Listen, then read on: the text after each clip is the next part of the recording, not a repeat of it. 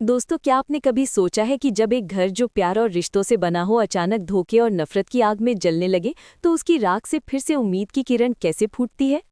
आज मैं मनीषा रिव्यू पर आपको कोठारी हाउस की ऐसी कहानी सुनाने वाली हूँ जहाँ हर किरदार एक शतरंज की चाल चल रहा था और ये खेल इतना गहरा था कि इसने पूरे परिवार की नींव ही हिला दी। तैयार हो जाइए एक ऐसी रोलर कोस्टर राइड के लिए जहां सस्पेंस, ड्रामा, धोखा और आखिर में न्याय की ऐसी कहानी सामने आएगी जिसे देखकर आपके रोंगटे खड़े हो जाएंगे। तो चलिए शुरू करते हैं कोठारी हाउस की ये अनकही दास्तान। तेजी से कोठारी हाउस की शानदार सीढ़ियां दिखाई देती हैं, फिर प्रार्थना की पुरानी हंसी, मोतीबा का आशीर्वाद और प्राग कोठारी का गर्व, ये सब फ्लैशबैक में जल्दी जल्दी आते हैं और फिर धुंधले पड़ जाते हैं। वर्तमान में माही का मुस्कुराता हुआ लेकिन चालाक चेहरा सामने आता है। जी हाँ दोस्तों, कोठारी हाउस वो घर जहाँ कभी प्रार्थना की खनकती हंसी गूंजती थी, जहाँ मोतीबा का आशीर्वाद और प्राग कोठारी का गर्व हर दीवार से झलकता था। आज उसी घर की मालकिन बन चुकी थी माही, धोखे से, चालाकी से और एक ऐसी साजिश से जिसकी गहराई किसी ने भांपी नहीं थी। सब कुछ इतनी तेजी से हुआ कि किसी को संभलने का मौका तक नहीं मिला। और आज मैं मनीषा रिव्यू पर आपके सामने इस पूरी साजिश का पर्दाफाश करने वाली हूँ। गौतम और माही साथ में हंसते हुए दिखते हैं, लेकिन फिर गौतम अकेले में उदास होकर प्रार्थना और अपने आने वाले बच्चे के बारे में सोचते हुए दिखाई देते हैं। कहानी की शुरुआत हुई उस दिन से जब माही ने देख लिया कि गौतम का दिल आज भी प्रार्थना के नाम पर धड़कता है। बाहर से तो वो माही के साथ हंसता बोलता दिखता था, लेकिन रात को जब वो अकेला होता था उसकी आंखों में प्रार्थना की याद और आने वाले बच्चे का ख्याल साफ झलक जाता था। माही ने समझ लिया था कि अगर गौतम को हमेशा के लिए अपना बनाना है तो सिर्फ शादी काफी नहीं होगी, उसे कोठारी हाउस की मालकिन बनना होगा। संपत्ति उसके नाम होनी चाहिए, तभी वो गौतम को कैद कर सकेगी, प्यार से नहीं बल्कि मजबूरी से। ओ माय गॉड दोस्तों, ये कितनी खतरनाक सोच थी, आप सोचिए तो सही। दृश्य बदलता है। माही मोतीबा की सेवा करती हुई उनकी पुरानी घावों पर मरहम लगाने का नाटक करती हुई दिखाई देती है। फिर प्राग कोठारी से प्रॉपर्टी पेपर्स पर साइन करवाते हुए मुस्कुराते हुए कहती है, अंकल ये सिर्फ टैक्स बचाने के लिए है। ये सब बहुत चालाकी से होता है। और फिर शुरू हुआ माही का ग्रैंड प्लान। उसने सबसे पहले मोतीबा का विश्वास जीता, दिन रात उनकी सेवा की, उनके पुराने घावों पर मरहम लगाने का नाटक किया। मोतीबा को लगा कि प्रार्थना के जाने के बाद आखिरकार घर में कोई तो आया है जो घर को समझता है, संभालेगा। दोस्तों, कितना सीधा साधा दिल था मोतीबा का और माही ने इसका फायदा उठाया। फिर प्राग कोठारी को अपने जाल में फंसाया, उन्हें दिखाया कि माही कितनी समझदार है, कितनी केयरिंग है, कितना अच्छा बिजनेस दिमाग रखती है। धीरे धीरे प्राग कोठारी ने उसे कुछ प्रॉपर्टी पेपर साइन करवाने शुरू किए। शुरू में छोटे छोटे, फिर बड़े। माही हर बार मुस्कुराती, अंकल ये सिर्फ टैक्स बचाने के लिए है। और प्राग कोठारी जो उम्र के आखिरी पड़ाव पर थे, विश्वास कर बैठे। हाय रे किस्मत। दृश्य बदलता है। कोठारी हाउस के मालिकाना हक के कागजात माही के नाम होते हुए दिखते हैं। नोटरी के सामने साइन होते हैं, रजिस्ट्री होती है और किसी को खबर तक नहीं होती। फिर गौतम का सफेद पड़ चुका चेहरा सामने आता है जब वकील उसे फाइल दिखाता है। और फिर वो दिन आया जब कोठारी हाउस का पूरा मालिकाना हक माही के नाम हो गया। नोटरी के सामने साइन हुए, रजिस्ट्री हुई और किसी को खबर तक नहीं हुई। जब तक परिवार को पता चला तब तक बहुत देर हो चुकी थी। पहला झटका लगा गौतम को जब उसे वकील ने फाइल दिखाई और कहा, अब कोठारी हाउस मिसेस माही गौतम कोठारी के नाम है। तो उसका चेहरा सफेद पड़ गया। उसने माही की तरफ देखा। उसकी आंखों में पहले जो डर और प्यार का मिश्रण था अब सिर्फ एक ठंडी चमक थी। और माही, ओ माय गॉड दोस्तों, उसने मुस्कुराकर कहा, सरप्राइज गौतम, अब ये घर मेरा है और तुम भी। जब मोतीबा और प्राग कोठारी को सच पता चला तो उनका दिल बैठ गया। मोतीबा रो पड़ी, ये हमने क्या कर दिया, हमने अपने हाथों अपना घर गंवा दिया। प्राग कोठारी गुस्से से कांपने लगे, तूने हमें ठगा है, ये संपत्ति हमारी खून पसीने की कमाई है। लेकिन माही ने ठंडे लहजे में कहा, अब गुस्सा करने से क्या फायदा, कागजात मेरे नाम है, कानून मेरे साथ है। अगर आपको इस घर में रहना है तो मेरे नियमों से रहना होगा, वरना दरवाज़ा खुला है। प्रेम और राही भी आग बबूला हो गए। प्रेम ने चिल्लाकर कहा, तूने धोखे से हमारा घर छीना है, हम कोर्ट जाएंगे, तुझे जेल भिजवाएंगे।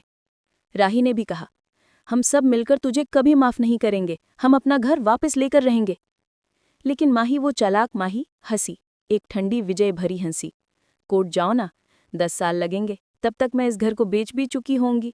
और वकील मेरे पास सबसे अच्छे वकील हैं, जिन्हें तुम्हारी जेब से नहीं मेरी नई संपत्ति से पैसे मिलेंगे। दोस्तों, ये तो हद थी। दृश्य बदलता है। कोठारी हाउस का नज़ारा बदल जाता है।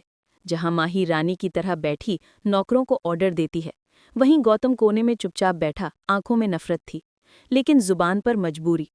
प्रेम और राही नजरें चुराते हुए, मोतीबा रात को अकेले रोती। प्राग कोठारी की तबीयत दिन ब दिन बिगड़ती जा रही थी। अब माही खुलकर अपना असली रंग दिखा रही थी। वो गौतम को जबरदस्ती अपने साथ बाहर ले जाती, पार्टियों में, फंक्शंस में, और दुनिया को दिखाती कि कोठारी परिवार कितना खुश है। लेकिन घर के अंदर वो रानी बनकर राज करती। नौकर भी अब मोतीबा को नहीं, माही को सलाम करते। डाइनिंग टेबल पर सबसे ऊपर वाली कुर्सी अब माही की थी। दृश्य बदलता है।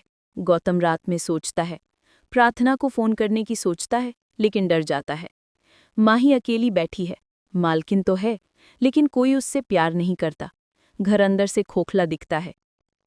गौतम को हर रात एक ही ख्याल सताता। उसने प्रार्थना को खोया, अपना बच्चा खोया, अपना घर खोया, और अपनी आत्मा तक गिरवी रखती। वो माही के सामने झुकता नहीं था, लेकिन मजबूरी में सिर झुकाना पड़ता था। कभी कभी वो प्रार्थना को फोन करने की सोचता, लेकिन फिर याद आता, अगर माही को पता चला तो वो उसे घर से निकाल देगी, और बाहर उसके पास रहने को छत तक नहीं थी। माही ने जीत तो हासिल कर ली थी, लेकिन वो जीत खोखली थी। घर में कोई उससे प्यार से नहीं बोलता था। मोतीबा उसका नाम तक नहीं लेती थी। प्रेम और राही उससे नफरत करते थे। गौतम उसे घृणा करता था। और एक दिन माही को एहसास हुआ कि वो मालकिन तो बन गई, लेकिन इस घर में वो अकेली थी, पूरी तरह अकेली। बाहर से कोठारी हाउस आज भी चमकता था, लेकिन अंदर से वो खोखला हो चुका था। जिस घर में कभी प्यार था, वहां सिर्फ नफरत, मजबूरी और धोखे की दीवारें थीं। माही ने सोचा था कि संपत्ति हासिल कर लेगी तो सब कुछ हासिल कर लेगी, लेकिन उसने जो सबसे कीमती चीज खो दी, वो थी परिवार। और वो चीज कभी पैसों से नहीं खरीदी जा सकती। अब माही कोठारी हाउस की मालकिन थी, कागजों पर, कानून की नज़र में, लेकिन दिलों में वो हमेशा एक ठग ही रहेगी। और जिस दिन ये घर सच में टूटेगा, उस दिन माही को समझ आएगा कि उसने जो जीता वो जीत नहीं, उसकी सबसे बड़ी सज़ा थी। ओ माय गॉड दोस्तों, क्या सोच है। ये स्क्रिप्ट लिखने वाला वाकई कमाल का है। दोस्तों, क्या आपको लगता है कि इस कहानी का अंत ऐसा ही होगा? नहीं नहीं, बिल्कुल नहीं।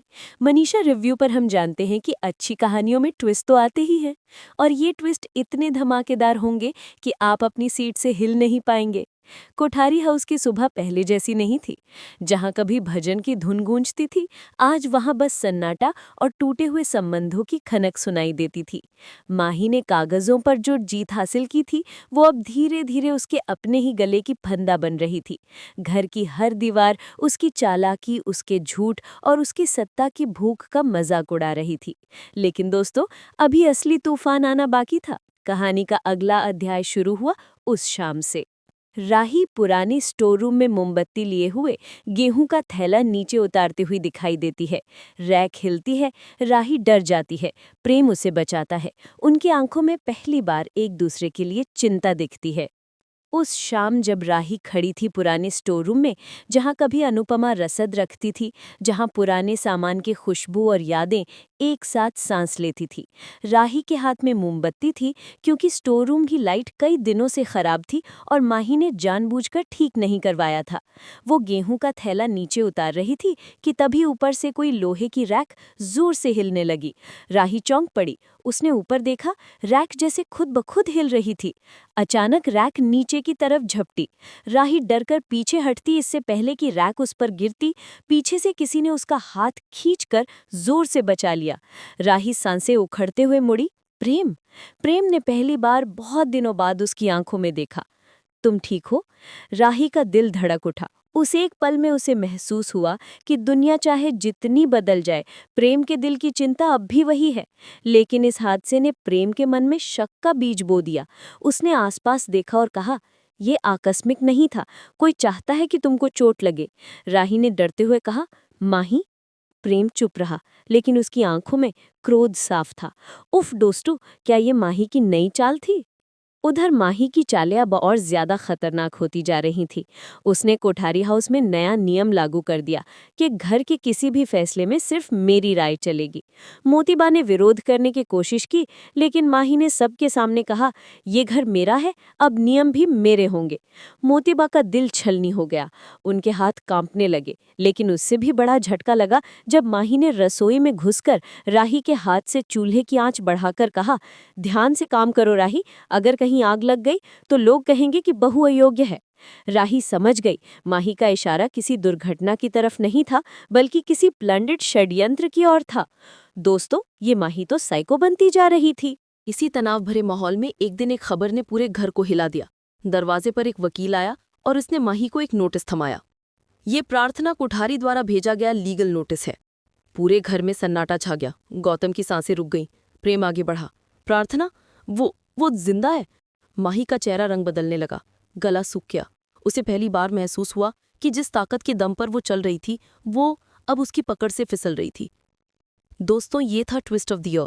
मनीषा रिव्यू पर मैंने ऐसी खबरें पहले भी देखी हैं, लेकिन इस तरह की वापसी, उफ। दृश्य बदलता है। नोटिस में लिखा है कि प्रार्थना सुरक्षित है, बच्चे सहित लौटेगी और माही पर ब्लैकमेलिंग के सबूत हैं। माही चिल्लाती है, लेकिन कोई उसका साथ नहीं देता। सबकी आंखों में उम्मीद की चमक है। नोटिस में साफ लिखा था, प्रार्थना अपने बच्चे सहित सुरक्षित है और जल्द ही घर लौटेगी। उसने अपनी और बच्चे की सुरक्षा को लेकर कानूनी कदम उठाए हैं और कोठारी हाउस की संपत्ति पर अपने अधिकार की मांग की है। इससे भी बड़ा झटका ये था कि प्रार्थना ने अपने बयान में साफ लिखा था कि वो अपने पास ऐसे सबूत रखती है जो इस बात को साबित करते हैं कि माही ने गौतम को बहकाकर, भावनात्मक रूप से ब्लैकमेल करके और मानसिक रूप से कमजोर बनाकर प्रॉपर्टी पर कब्जा किया है। माही का शरीर कांपने लगा। उसका दिमाग जैसे सुन्न पड़ गया। पहले तो उसने पूरे घर पर गुस्से से चिल्लाना शुरू कर दिया। ये सब झूठ है, प्रार्थना नाटक करिए। वो चाहती है कि मेरा घर, मेरा नाम, मेरी इज्जत छीने। लेकिन इस बार घर में किसी ने उसका साथ नहीं दिया। न गौतम, न प्रेम, न मोतीबा, न प्राग कोठारी। सबकी आंखों में पहली बार उम्मीद की चमक थी। शायद अब न्याय मिलेगा। शायद अब वो दिन आएगा जब इस घर का असली हकदार वापस आएगा। दृश्य बदलता है। माही अकेले कमरे में बैठी डरी हुई। तभी ख्याति आती है, दरवाजा बंद करती है और माही को धमकी देती है कि अगर प्रार्थना वापस आई तो उसका खेल खत्म हो जाएगा। और ख्याति आर्यन की मौत का सच जानती है। रात को माही अकेले अपने कमरे में बैठी थी। उसकी आंखों में डर था, गुस्सा था और सबसे ज्यादा खोने का भय। उसने कागजों को फिर से देखा। दस्तखत उसके नाम थे, लेकिन कानूनी ताकत अब उसकी मुट्ठी से फिसल रही थी। तभी दरवाजे पर दस्तक हुई। उसने सोचा शायद गौतम आया होगा, लेकिन दरवाजा खुलते उसने देखा वो ख्याति थी। वही ख्याति जिसने माही को थप्पड़ मारा था, वही ख्याति जिसके हाथों की आग अभी भी माही के गाल पर जलती थी। ख्याति अंदर आई और दरवाजा बंद कर दिया। डर रही है? माही ने खुद को संभालते हुए कहा। मुझे किसी से डर नहीं लगता, ख्याति ने ठंडी हंसी हंसी। डर तुझे लग रहा है क्योंकि तू जानती है कि अगर प्रार्थना वापस आ गई तो तेरा खेल खत्म होगा, माही ने चिल्लाकर कहा। मैं प्रार्थना को इस घर में घुसने भी नहीं दूंगी, ख्याति करीब आकर बोली।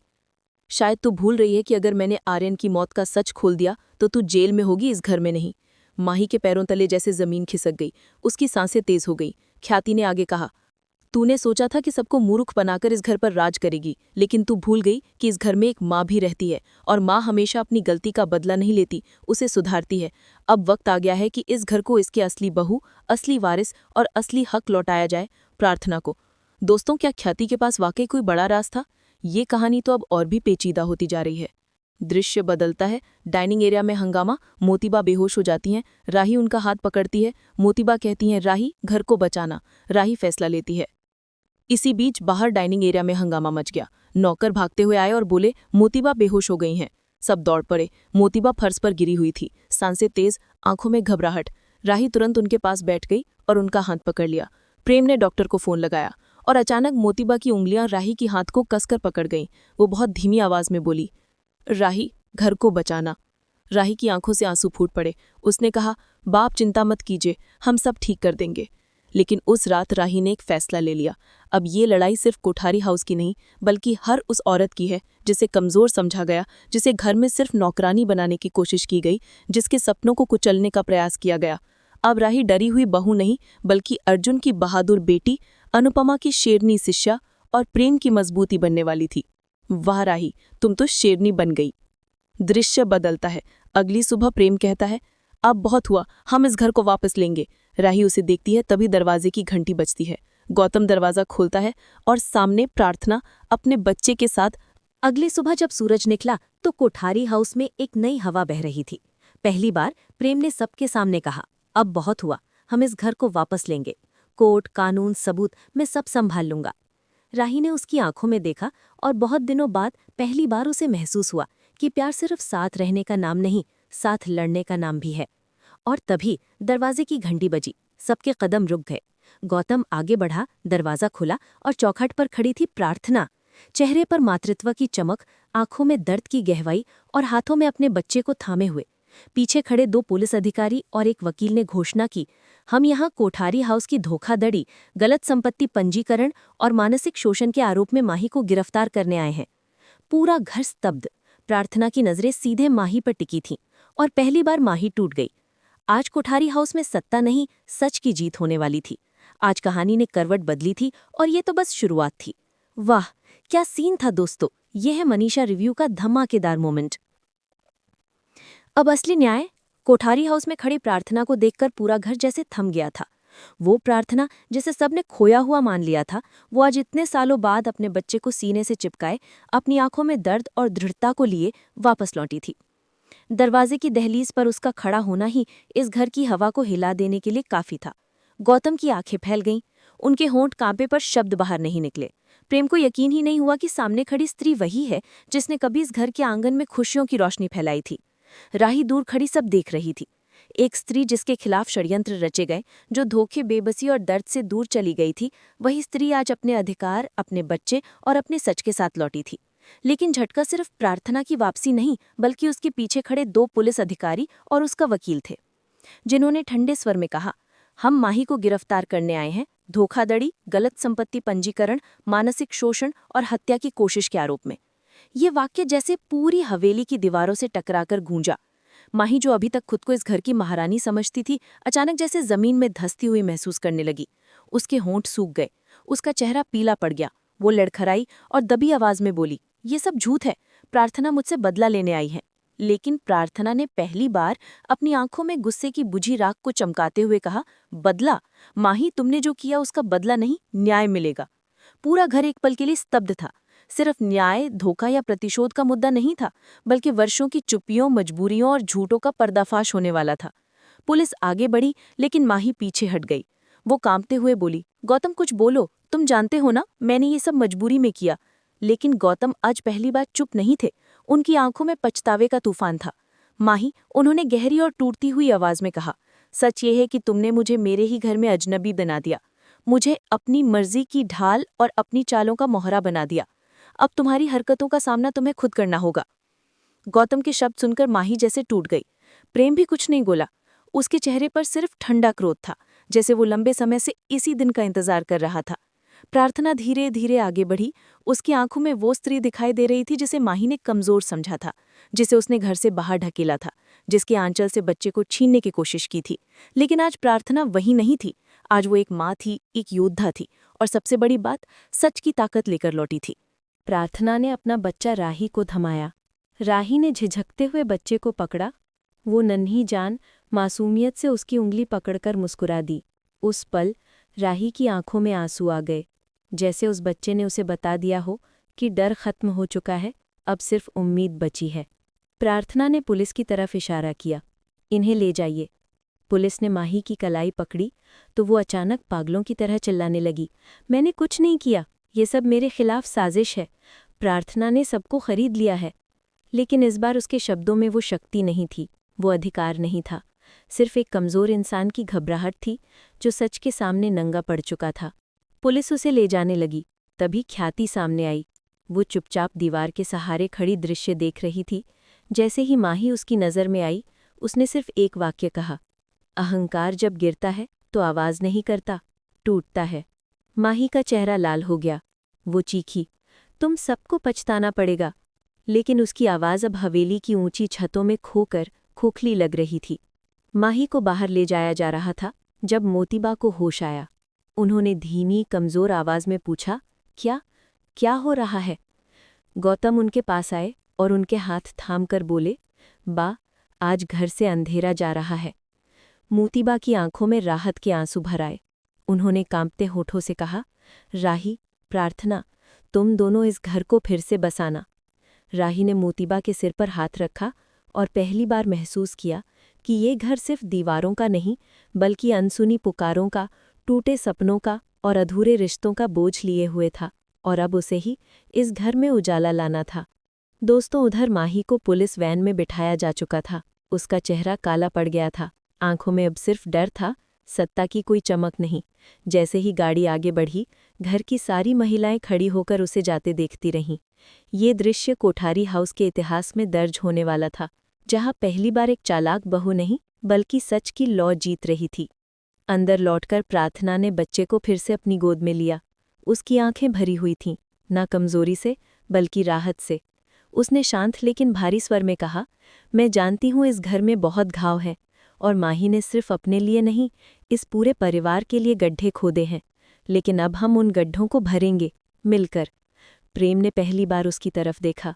उसकी आंखें नम थीं। उसने हमेशा से प्रार्थना को एक साहसी औरत के रूप में देखा था और आज उसे अपनी गलती का एहसास हो रहा था। हमें माफ़ कर दो प्रार्थना, हम तुम्हें बचा नहीं पाए। प्रार्थना ने सिर हिलाया और कहा, गलती की नहीं, सुधार की ज़रूरत है। राही आगे बढ़कर बोली, दीदी, अब हम आपके साथ हैं। मैं वादा करती हूँ कि जब तक इस घर का हर सच सामने नहीं आ जाता, मैं पीछे नहीं हटूंगी। गौतम वहीं खड़े खड़े टूट गए। वो चाहकर भी माही को समझ ही नहीं पाया था। वो शिकार खुद को कहता था, लेकिन माही ने सही मायनों में उसे ही अपना शिकार बना लिया था। उसने कहा, मैंने तुम्हें खो दिया, अपने बेटे को भी, तुम सबको सिर्फ इसलिए क्योंकि मैं किसी और की झूठी सहानुभूति में फंस गया। प्रार्थना ने दर्द से मुस्कुराते हुए कहा, गौतम, जिंदगी कभी एक इंसान की गलती से ख़त्म नहीं होती। अगर इरादा बदल जाए तो शुरुआत फिर से हो सकती है। उस शाम कोठारी हाउस में पहली बार शांति थी, ना जीत की, ना हार की, बल्कि एक नए सफ़र की। घर की हवा में जैसे विश्वास लौट रहा था, जैसे दीवारें फिर से जीवित हो रही थीं। रसोई में राही ने पहली बार खुद चूल्हा जलाया, एक साधारण काम, लेकिन बहुत भारी अर्थ के साथ।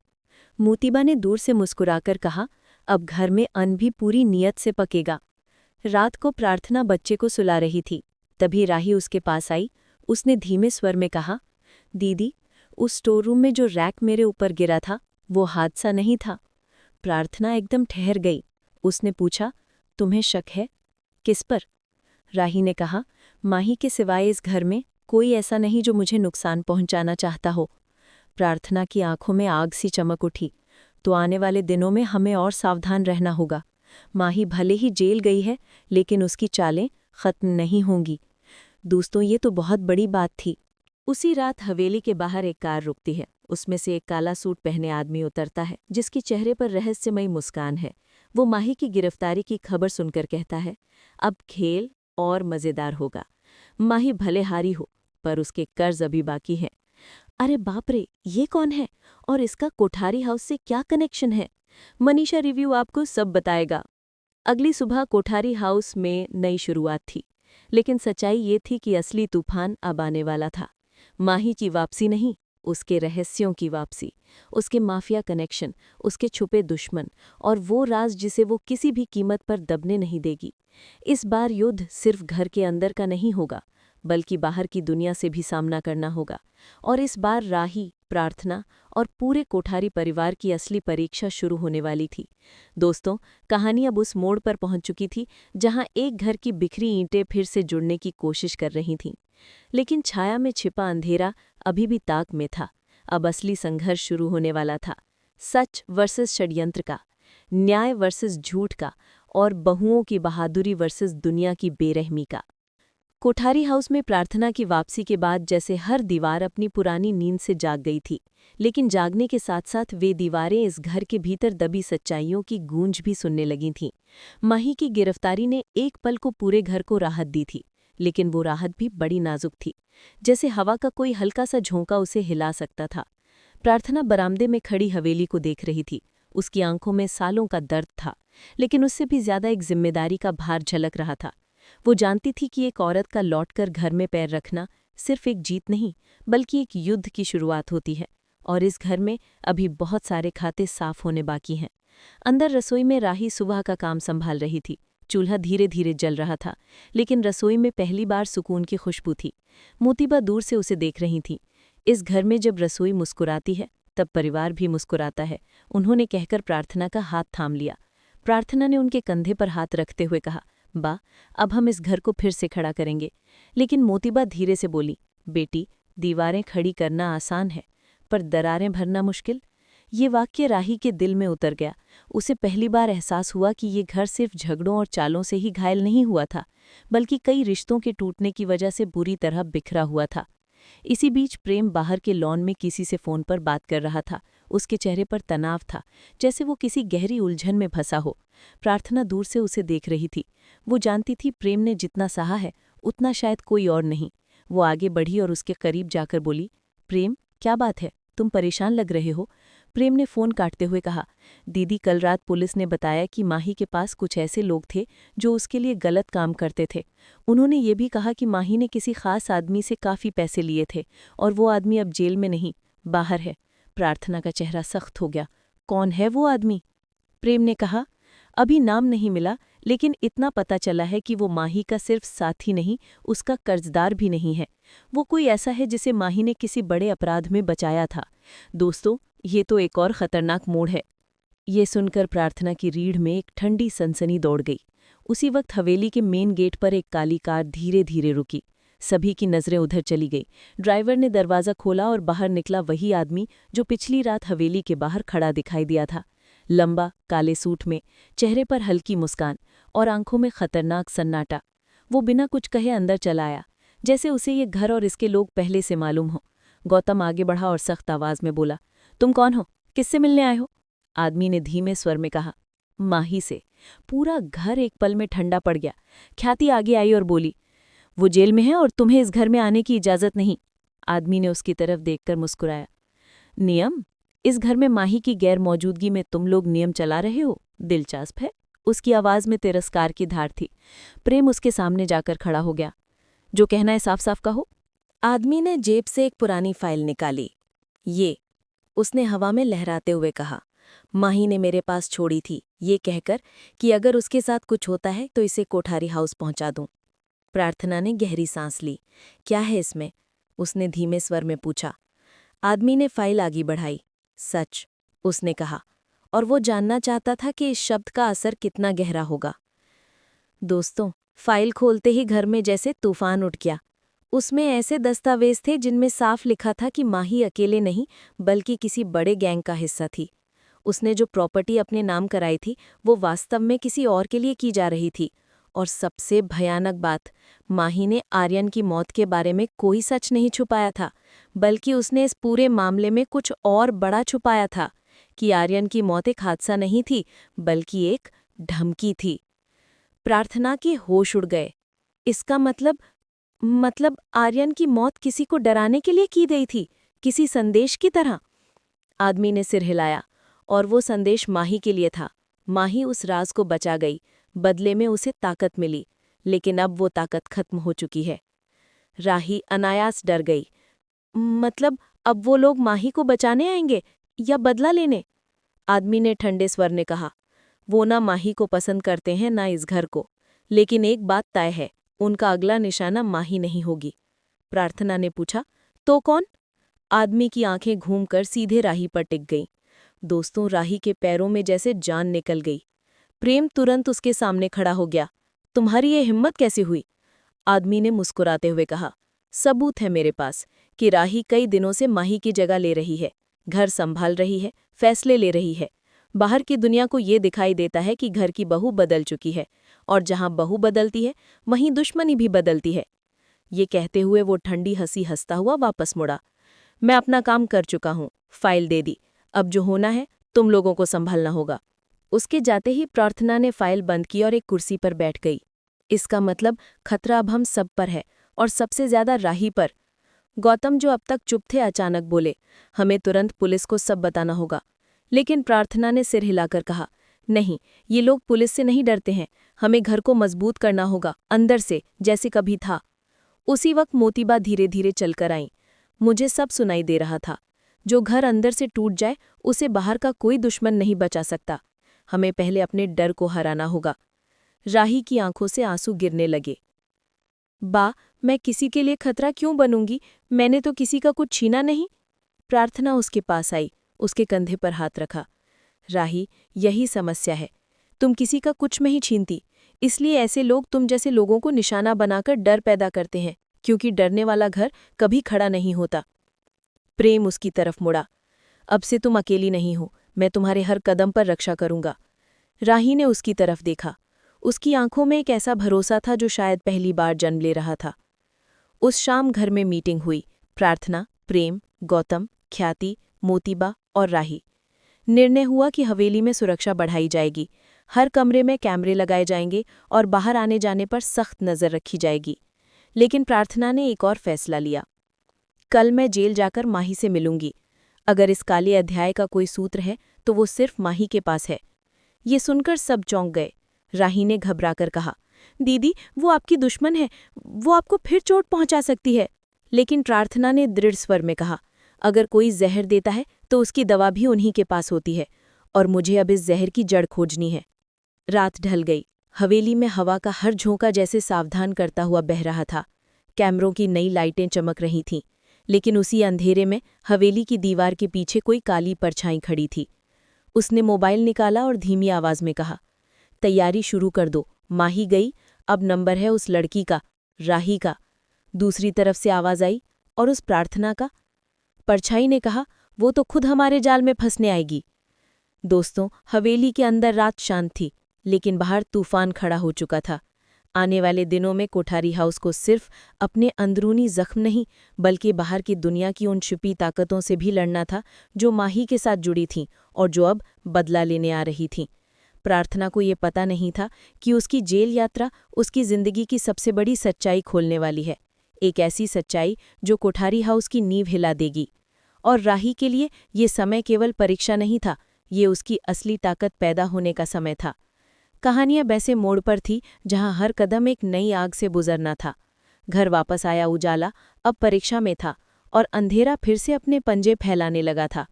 अब असली लड़ाई शुरू होने वाली थी, सिर्फ माही से नहीं, बल्कि उसके पीछे छिपी उस दुनिया से जो कोठारी हाउस को मिटाने की ठान चुकी थी।